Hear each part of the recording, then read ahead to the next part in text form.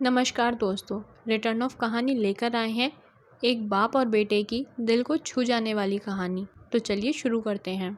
एक बार एक बेटा अपने पिता से लड़ाई करके गुस्से में घर से बड़बड़ाता हुआ निकला और बस स्टैंड की तरफ जाने लगा। वह मन ही मन में बोल रहा था कि पता नहीं कितने पैसे छुपा के रखे हैं, लेकिन मेरे लिए एक बाइक नहीं ला सकते। मैं यहाँ से चला जाऊँगा और तब तक नहीं आऊँगा जब तक अपने पैसों से बाइक नहीं खरीद लेता। उसे पैरों में कुछ चुभने का एहसास हुआ। नीचे देखा तो उसने पाया कि जल्दबाजी में उसने अपने पापा के जूते पहने हुए हैं। उस जूते में कील उभरी हुई थी जो बार बार उसके पैरों में घाव किए जा रही थी, लेकिन उस समय गुस्सा ज़्यादा था, इसलिए वह आगे बढ़ता चला गया। फिर उसे याद आया कि वह पापा का पर्स भी साथ ले आया है, तो उसके दिमाग में आया कि क्यों ना आज पापा का पर्स चेक किया जाए, जिसे आज तक उसके पापा ने किसी को हाथ न लगाने दिया। जब उसने अपने पापा का पुराना पर्स खोला तो उसमें पैसे तो नहीं निकले, लेकिन पैसों की जगह एक डायरी रखी हुई थी। उसने सोचा कि कहाँ पर खजाना छुपा रखा है, ज़रूर इस डायरी में लिखा होगा और किससे कितने पैसे लेने हैं या फिर किसको कितने पैसे पापा जी ने दिए हैं। लेकिन वह गलत था। जब उसने उस डायरी को खोला तो पहले पन्ने पर वहाँ पर जो लिखा था वह थोड़ा अजीब था। डायरी के पहले पन्ने पर जो लिखा था उसे पढ़ने के बाद उसके चेहरे पर जो हाव भाव थे वह गायब हो चुके थे, क्योंकि डायरी में वैसा कुछ नहीं लिखा था जिसकी उसने उम्मीद की थी, या फिर वो जो भी सोच रहा था। उस डायरी में पैसों का हिसाब लिखा हुआ था जो अलग अलग कामों के लिए अलग अलग लोगों से उधार लिए गए थे। उस सूची में कंप्यूटर के लिए पैसे लिए हुए थे, जो कि इस प्रकार लिखा हुआ था, 50,000 रुपये बेटे के कंप्यूटर के लिए।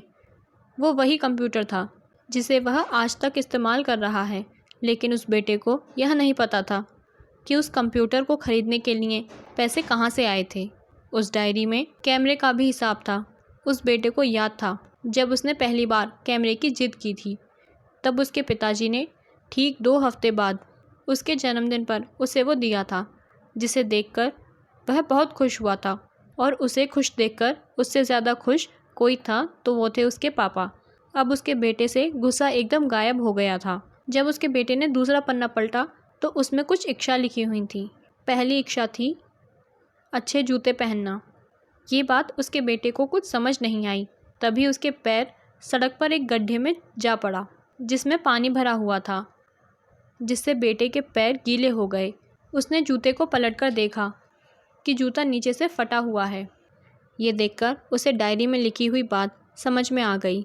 तभी उसे उसके माँ बाप की बात याद आ गई। माँ हमेशा बोलती थी कि अब तो नए जूते ले लो, लेकिन पिता हमेशा बोलते थे कि नहीं, अभी कुछ दिन और चलेंगे। कुछ दिन पहले ही तो लिए थे। उसे आज समझ में आ रहा था कि कितने दिन और चलेंगे। साथ ही साथ उसे यह भी समझ आ रहा था कि उसके पिता पर्स क्यों छुपाते थे। तभी उस डायरी को पढ़ते पढ़ते वह बस स्टैंड पहुंचा और एक बेंच पर आकर बैठ गया। अब उस डायरी का आखिरी पन्ना उसने पलटा तो वहाँ कल की तारीख लिखी हुई थी और नीचे लिखा था 50,000 रुपये बाइक के लिए। उस बेटे ने बस इतना पढ़ा और उसका दिमाग एकदम सुन्न सा हो गया। अब उसके मन में कोई गिला शिकवा नहीं था। आंखों से आंसू आ रहे थे। उसे कुछ समझ नहीं आ रहा था कि वह रो क्यों रहा है। अब वह जल्दी से घर जा रहा था। जूतों में लगी कील अब तक उसके पैरों में घाव कर चुकी थी। उसने तुरंत उस जूते को खोला और फेंक दिया। अब वह नंगे पैर ही दौड़ रहा था और घर पहुंचा, लेकिन उसके पिताजी उसे घर पर नहीं मिले। उसे समझ में आ गया था कि उसके पिता कहाँ गए होंगे। वह सीधा बाजार की ओर भागा और पता नहीं उसमें इतनी ताकत कहाँ से आ गई थी कि वह भागते हुए थक नहीं रहा था। वह उस बाइक वाले की दुकान पर पहुंचा। उसके पिता वहीं थे। उसने अपने पिता को दौड़कर गले लगा लिया। उसकी आंखों से आंसू रुकने का नाम नहीं ले रहे थे। उसके पिता समझ नहीं पा रहे थे कि क्या हो गया। उसने पिता से कहा कि पापा, मुझे मोटर बाइक नहीं चाहिए, आप अपने लिए जूते ले लीजिए। अब आज से मैं जो कुछ भी करूँगा वो अपने दम पर करूँगा और मेहनत से करूँगा। दोस्तों, हमेशा अपने माता पिता का आदर करें और वो यदि किसी चीज़ के लिए मना करें तो आप उनकी मजबूरी को समझिए। फूल कभी 2 बार नहीं खिलते, जन्म कभी 2 बार नहीं मिलते।